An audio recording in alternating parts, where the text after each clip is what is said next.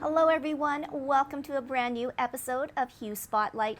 Well, tonight I don't have live guests, but I have two incredible artists. Well, I guess the last one is a huge band, but we're going to hear more from the Commotions. Think Bruno Mars meets the Herb Alpert Tijuana Brass Band. Remember that, folks? Anyways, you're going to hear the big brass sounds and the great music of the 70s and disco come alive. But first, I got to sit down with Daryl James, and that name may not ring a bell, but the band Strumbellas sure should. But Daryl's on a solo career with Close Kicks, and he's super pumped and super excited. So, anyways, this was a summer chat with Daryl James. Here's Close Kicks. Well, it is so wonderful to have Daryl James here on Spotlight. And Daryl, I think we go back a little bit more, want to do some name dropping, Strumbellas, that little group that, had this like, wow, whatever, huge hit. Anyways, long story short, so glad to see you. I remember you when we had the group back when you were crammed in one band, I don't know, maybe two, but it is so good to see where the band Strumbellas and you yourself as a hmm musician. Crazy. Yeah, thank you for having me. It's an honor to be here. I specifically remember that interview with you, and Crazy. you were, yeah, I know, and you had faith in the Strumbellas, and we were in one van at that time. I think we had like a roof rack, and we just somehow jammed it all in, and went across the country a number of times. So, yeah, it's an honor to be back chatting with you. Thank you. Oh, you know what? I mean, there is something to be said about music, and not only music, Daryl, but the people. And you know, that's what connected me. Strumbellas, you all had a connection, and Mhm.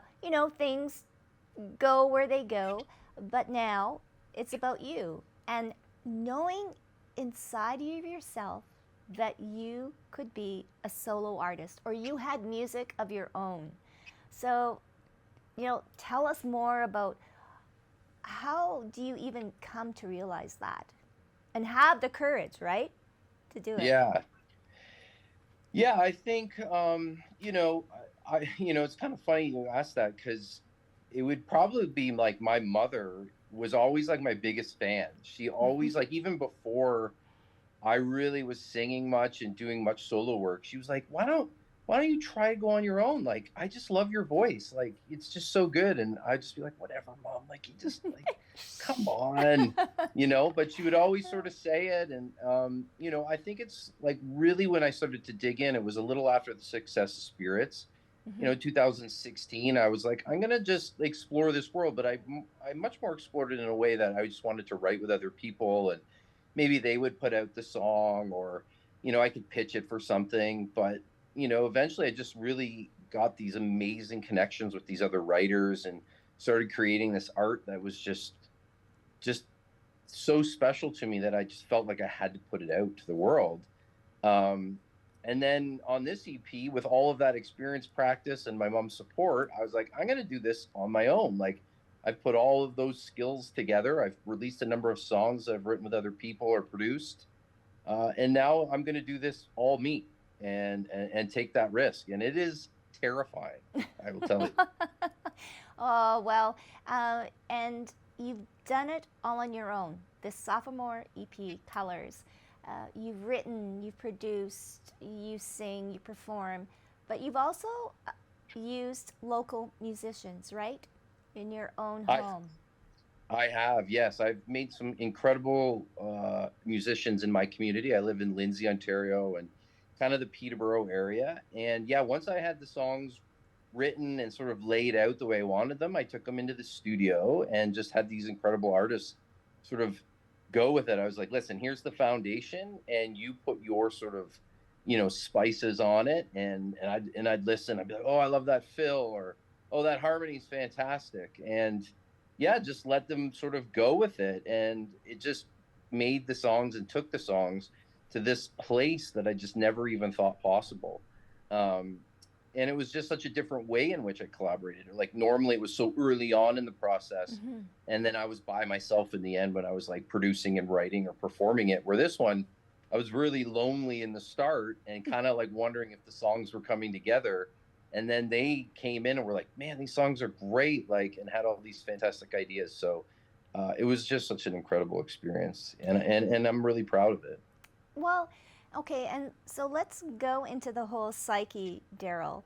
I mean, you're with the Strumbellas, you know the kind of music, and I'm sure that you kind of have your input into those songs too as well. But when you look at what you can do on your own, um, how does that sort of change your whole perspective on what music is? All right, or can you be kind of this chameleon, right? You're Strumbellas, and then I'm close kicks.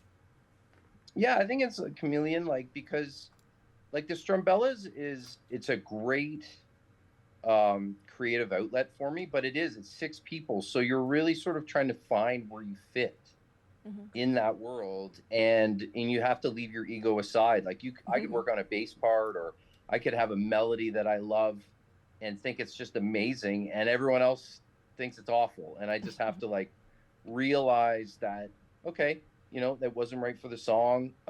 But I do use those skills, I do transfer that to close kicks, where I'm like, you know really trying to like hone in my ideas. But I think the biggest difference, I don't have anyone to say no, so I have to trust my heart, and I have to trust what really felt right to me. And I think that really helped me grow as an artist, because early on, I had so many other people to bounce ideas off. So this was like, I have to walk away and trust 100% that I feel confident that these are the songs that I can support, and the lyrics that tell the stories that I'm going through and are part of my life. And that was just like, like I said, terrifying, but also just gave me so much room for growth, because I had to do it, Well, you know?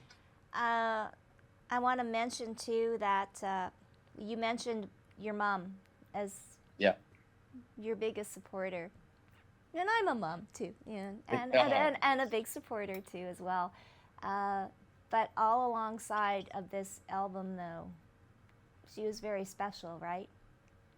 yeah, absolutely. Yeah, my mom recently passed in late April. She had stage 4 melanoma, and we were able to sort of keep her, through lots of treatments, alive for a year. But, that whole time, um, I was writing this EP, and, having her listen to demos, and just always kind of keeping her in the mix. And then, had the EP done just before she passed, and she was able to sort of hear the finished product. And, she was just like so proud of me that, I was able to complete it.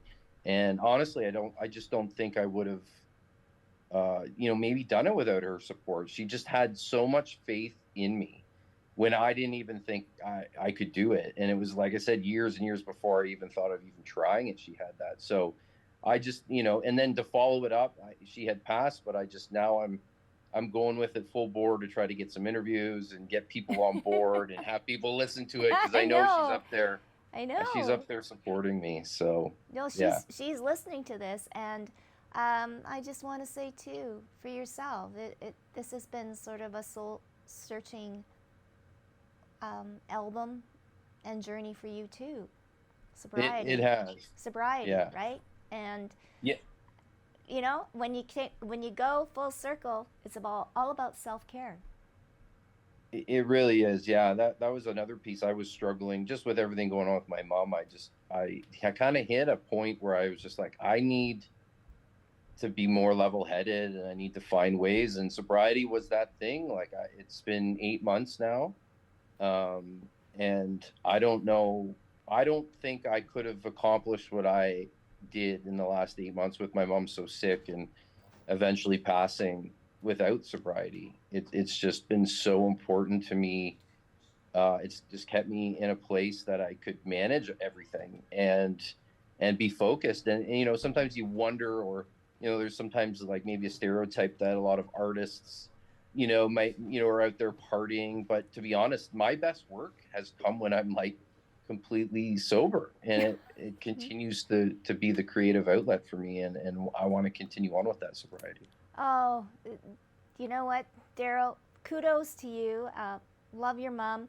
We can't wait to see the Strumbellas come to Winnipeg. I know that you're going to be here in August for the Burt Yes. Block Party, and it's such a celebration. But I just want you to know that your music from, you know, your band, you from Daryl James, and Close Kicks, uh, it it is so special, and you need to be proud. And I know that your mom is proud too as well. And you are going to yeah, you're going to have a video for us. So I'm going to let you set up the video, the song. Absolutely. The my lead single off of the my sophomore EP is called "Never Gonna Give This Up."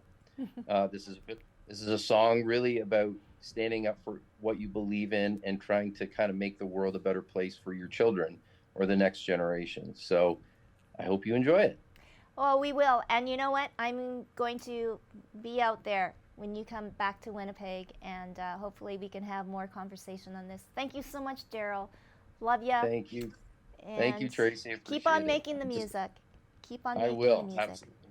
And here he is, Daryl James.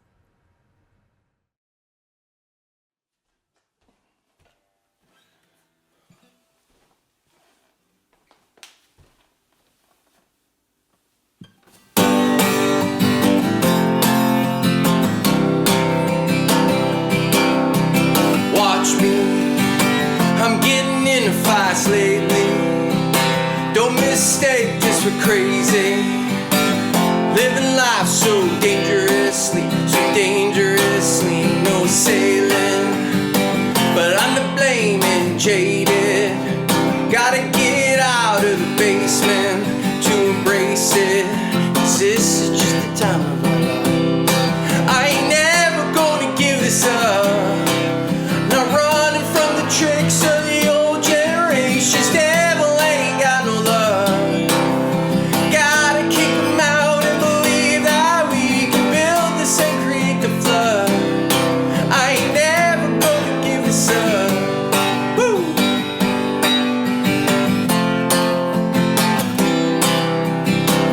Gonna put my head down. Hold on tight, we'll wake up this town. No other way to be loud here now. We're gonna make the kids proud. Scream and shout, no doubt. This message is unannounced. Stronger than you thought, I will bring a crowd. Watch it turn around, 'cause this is just the time of our lives. I ain't never gonna give this up. Not running from the tricks of the old generations. Devil ain't got no love. Gotta kick them out and believe that we can build this and create the flood. I ain't never gonna give this up. And if you were born with danger in your eyes, and if you're not dead and wanna feel alive, it's not too late to wanna hold the line. Together we can change, don't break before we die. We ain't never gonna give this up. Not running from the tricks of the old generations. Devil ain't got no love. Gotta kick them out and believe that we can build this and create the flood. We ain't never gonna give, never gonna give, never gonna give, never gonna give this up. Woo!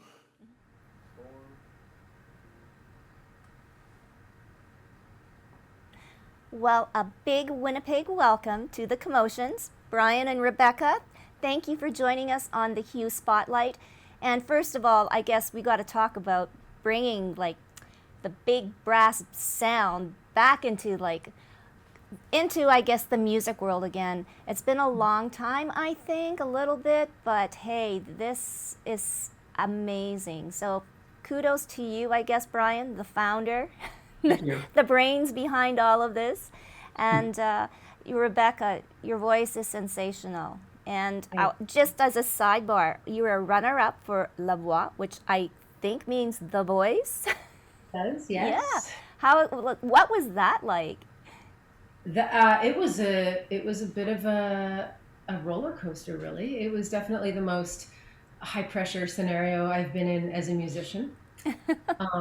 I'm not fluently, like, I'm not super confidently bilingual, so the whole thing being formatted in French was also really like an extra element of nervousness for me, of course. But I did my best, and I think that it worked out well. Oh well, I guess It was amazing. this is as close as I'm going to get to a runner-up of The Voice. I love the show, and anyways, anybody that has can be in that as a competitor and as a musician and as an artist is again it's incredible and probably a great experience. Brian, for yourself, I mean, music is in your blood and you have a passion for it. Why do a big band like this when the times are like all over the place? Right. I well, me being a saxophone player, I'm in the horn section. So and so bands with a horn section have always been a fascination to me, especially bands of the '60s and '70s. We're going into Motown, into funk, and I was playing with a bunch of the players from the Funk Brothers and those Motown recordings. And so every time I got off the road with them, I've always been a songwriter and always wrote pop tunes, which is funny being a jazz saxophonist. And I was like, I could try this. I'm gonna try to write a Motown tune. And I mean, that's really how the Commotions started. And then writing with Rebecca and various members of the band, making the songs just that much stronger. And they're bringing up, they're bringing their influences and ideas in the band. And just that sound has always captivated me. So that having a 12-piece with that 5-piece horn section is such a wall of sound. And on the recorded version, we have, that our new single, Feel the Commotion, I counted, it has 29 musicians on it. So it has a full string section, and it has a vibraphone player. He also played glockenspiel, and we have just a bunch of different things happening. Well, it's like an orchestra, really. Yeah. So, Yeah. Rebecca, though, for yourself, as one of the lead vocalists, what is it like? I mean, if you kind of think of yourself as a singer-songwriter and like even the acoustic version, which we'll hear and see later on, I mean, it's just Brian on a guitar. And then when you have 29 instruments behind you, like, what is that as a singer? Does that make you project more, be louder? It's like having this like warm musical hug around me at all times. Yeah, I've played in many different formats, like duo or just myself and a guitar, for example. But similar to Brian, I always also had this fascination with like really big sounds. I grew up listening to jazz in my house, and so listening to like Ella Fitzgerald and Count Basie's orchestra, and just listening to these recordings and having that like that image in my head of this woman fronting this musical force. And I thought, man, that's cool. I would love to know what that feels like. And Oh, so and I get to live out that fantasy. yeah, and it's so different. Okay, so Brian, in this day and age now where you can synthesize or you can create all those sounds on a computer. And I know, obviously, from where you come from, no, there's nothing better than the real instrument, and I agree. But when it comes to practicality, I mean, you've got 12 members in this band. How do you practice? Everybody's schedule. Like, I have enough problem with just scheduling 4 people. So, yeah, I guess your thoughts on the whole process now of making music. It's worth any. I mean, it's never a headache because they're all my friends, and I'm just honored to be in a project with them. But any stress I do get, just having us on stage, it's worth all the all the organizing, all the extra hours. Booking a rehearsal, I'm usually about a month to 6 weeks out. Yeah. Just making sure to get everybody's schedule and then trying to find a time that we can all get together. Chances are we're not all going to be in the same room. It's just No. what it is. So we get some special guests in the band to fill in some chairs every now and again, and it's amazing to have them with the band as well. So it is a bit of I guess a headache in a way, but I love every second of it, and it's been a passion of all of ours for actually the last 10 years. We just celebrated our 10-year Wow. anniversary with the Well, Commotions. Wow, So it's I didn't know that. yeah. Wait, you guys have a party Congratulations. without me? Well, Rebecca, for you, what has been some of the highlights then over 10 years? Wow. Yeah, Wow. 10 years, yeah. I think that the biggest highlights for me were, I mean, we both got to record with Delbert on the first record, Delbert Nelson from Detroit, who was in Stand in the Shadows documentary, and that was amazing, just having him come to Canada and record with us. Like for me, hearing our music on TV shows was a huge, I mean, it was a huge accomplishment for me. So we've been placed on The Fosters, which is on ABC, Looking on HBO. We were on a CBS show called The Neighborhood, and Oprah Winfrey Network and FX Network. So we've had a bunch of different placements on TV shows, which has been amazing, and it's great for the bio, and it's led to more work for the band. But I think the biggest highlight is playing the festival shows. I love being on a big stage, and I love seeing people groove to our music and dance to our music, and You know what? it's the best feeling. Mine's different because, like, as soon as you asked that question, I started thinking of playing in. There's so many jazz clubs that we played in, let's say 5 years ago that don't exist anymore. Yeah. You know, like, did I say jazz clubs? I meant just clubs. Just clubs, There were so yeah. many clubs we played in that don't exist anymore, like Babylon, for example, Mercury Lounge. Yeah. And those are the moments that I think of when I think of like the most special moments in the in the Commotions is just being in those rooms where it was just full of people and like everyone was sweaty and it was just like real. It was so real feeling. Yeah. Like, do you ever think that we'll get back to that? Because that brought me back to a lot of the dance clubs, right? And I'm thinking about disco and all of that era where, again, yes, you were packed and you're sweaty, but the music was so vibrant and pumping. And like nowadays, it's more like coffee shops or restaurants, and they have a little corner for the singer-songwriter. And then the big bands like yourselves, well, then we have to go to the big concert halls, and you can't stand up and dance. It is. You know, like Yeah. you I think now it's more, okay, well, kind of just move in our seats, you know, instead Yeah. of being able to enjoy your music. I feel like we can't move forward without places like that. I just mean like as a you know, as a group of people, as 100%. a society, because that like so many of my most magical memories are from places like that. And yeah, there definitely is something about playing in a room where you know that sort of music was sort of an afterthought. It was kind of like, oh well, ooh, let's also have music versus playing in a room that was designed to have Yes. music. And Exactly. so I feel like those places will come back. I do. Brian, the whole landscape or the, I guess, temperature or climate of jazz as a whole. You know, it's always been sort of the poor child that didn't really, not getting a lot of, the big airplay, not getting into the, the movies and everything. And, everybody has to be melded into this pop sound. Yeah. The Commotions kind of do a good job of doing both, I think. I think so, and I think that's why we've had the success that we've had is because we do meld those two. I mean, to me, that's soul music in Motown. Just it's jazz, which I love, and pop, which I love. And the cool thing about the Commotions is that we all come from different backgrounds. We have the majority of us are jazz musicians who specialize in jazz, blues, funk, and even singer-songwriter. And I think Rebecca brings so much to the Commotions because she's been influenced at such an early age. Jeff Rogers is our other vocalist, and I've been playing with him and Rebecca since I was a kid. and he comes from definitely a blues background and a soul background, so he kind of brings that to the stage. And we have Mackenzie DeMillo too, who comes from like a soul background, and we all come together and we try our best to emulate that sound that has inspired us to make the Commotions, what it is. But I do think like our music right now, like where we are, the landscape, my favorite bands all use horn sections.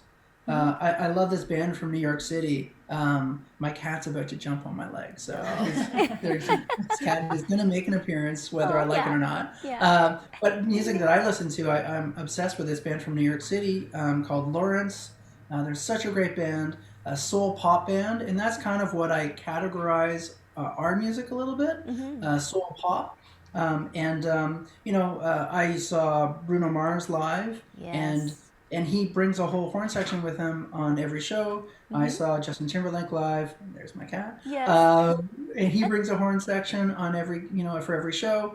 Silk Sonic, man, that whole record, the strings and the horns and everything. I do feel like this music is still in the limelight. And I'm just hoping that maybe it'll be able to be on in the mainstream even more and on radio and things like that. Yeah. Oh yes, no doubt. And the new album and the new single, is it still the same excitement and the vibe as it was 10 years ago, or does it sort of be like okay? I'm still about the band. I'm still so excited about the band from now until when we started the band 10 years ago. Absolutely. Aw. Yeah. Okay, and so we've all, yeah, all kind of our lives have all changed a lot in the last 10 years. So we are slightly different people than we were, but I think we all still share the same love for the music. Absolutely. Well, you know what, and you need to have those common bonds, right? Just to make sure that everything is so successful. In the future, though, have you been to our Jazz Fest? Winnipeg Jazz Fest? I haven't had the pleasure yet, but we would love to come. Well, okay, yes, here's the shout out now to the Winnipeg Jazz Fest. You've got your headliner all set for 2024, please, because I think it would be you would be great in our festival. Oh, we really do need that sound again.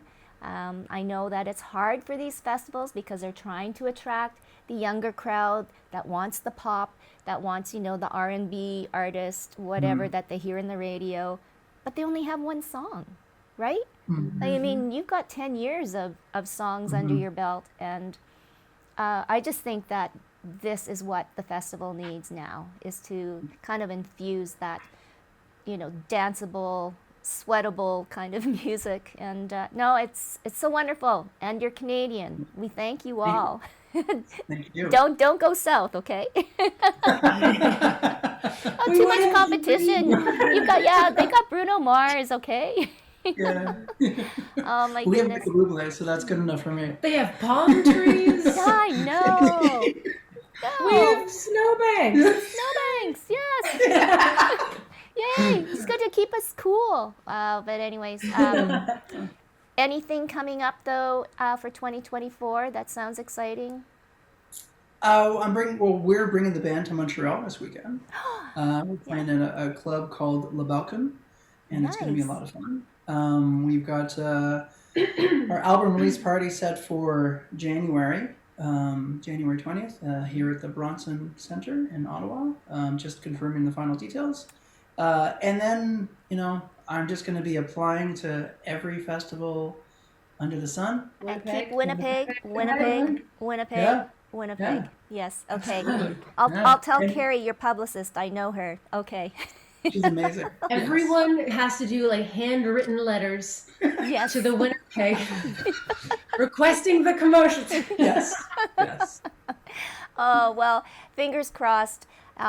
We will do our darndest to make that happen. But thank you so much for spending some time with us, Brian and Rebecca. The Commotions, you can't forget that name. But the new single, Feel the Commotion, is out. But we'll get a real treat. We get an acoustic performance from Brian and Rebecca. That's coming up right after this. So thank you once again. We'll see you in Winnipeg in June. Save the date. We'll be there.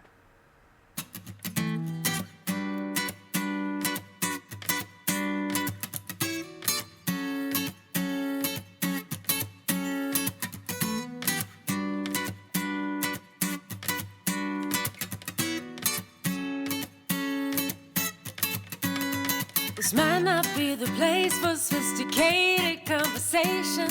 I bet you can't hear yourself think. I bet you're feeling hot with that shit button to the top. So lose the tie and grab another drink. You say it's not your scene, that your friends dragged you along. But I don't believe you're incapable of fun. There's no in between. Can't stop yourself from dancing to this song. To this song, it hits you like a shotgun kick drum. Can you feel the rhythm move right through you? Burning like a hot sun, let's run into this ocean. When you feel the commotion, now you're hiding on the sidelines with your eyes glued to the screen. In a place like this, that's really such a shame. Why should I dress to the nines if you won't let me make you mine? We came to play, so let's get in the game. You say it's not your scene, that your friends dragged you along. But I don't believe you're incapable of fun. There's no in between. Can't stop yourself from dancing to this song. To this song, it hits you like a shotgun kick drum. Can you feel the rhythm move right through you? Burning like a hot sun, let's run into this ocean. When you feel the commotion, it hits you like a shotgun kick drum. Can you feel the rhythm move right through you? Burning like a hot sun, let's run into this ocean. When you feel the commotion, and take the lead and find the beat and move your body down with mine, and we'll hear the rhyme when we're stepping it in time. Cause the song starts with you but ends with you and me.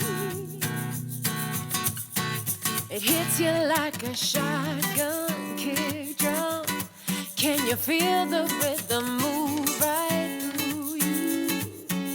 Burning like a hot sun, let's run into this ocean. When you feel the commotion, it hits you like a shotgun kick drum. Can you feel the rhythm move right through you? Burning like a hot sun, let's run into this ocean. When you feel the commotion. We want to give a big special thank you to our guests, Daryl James, Close Kicks, and the Commotions. Stay tuned next week for a brand new episode of Hue Spotlight. See you next time.